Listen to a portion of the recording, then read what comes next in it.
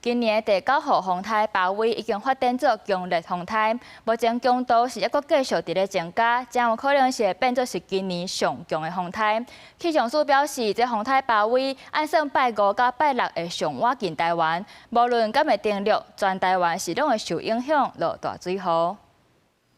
透過畫面監測花蓮萬里溪崩山湖狀況，早起蓄水量57.7%，水位繼續穩定升懸，無明顯洩漏。風颱特別接近林波署、花蓮分署做好準備。禮拜4開始會開始慢慢接近，那我們也正在嚴陣以待當中。每天大概林業及自然保育署都會邀集相關單位需要的來召開緊急應變小組的工作會議。今年第9號風颱鮑威已經發展做強烈風颱，強度也在增強。目前每點鐘11公里的速度向西刷震動，下禮拜4登北角度也是關鍵。氣象署指出，接近台灣時，海雲不利閣發展，暗過有個宜蘭市中度風颱上限，全台都明顯好勢。鮑威颱風距我們最接近的時候，所以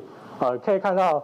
主要降雨上來講的話，會是以各地都有下雨的情形為主，那特別是要注意是在北部的山區還有宜蘭地區，可能降雨會比較明顯，然後不排除會有來到豪雨的降雨的情形。氣象專家林定芬指出，雖然風颱路線抑有變數，不管東北角度安怎，鮑威會為東南邊向西北刷天動，中心結構不受山脈阻隔破壞。符合講義西北台地區愛細緻給的如何？過去的西北台，我們最大的影響，也就是會造成桃園以北、基隆地區很明顯而且集中顯著的累積降雨量。主要的降雨會落在7月10號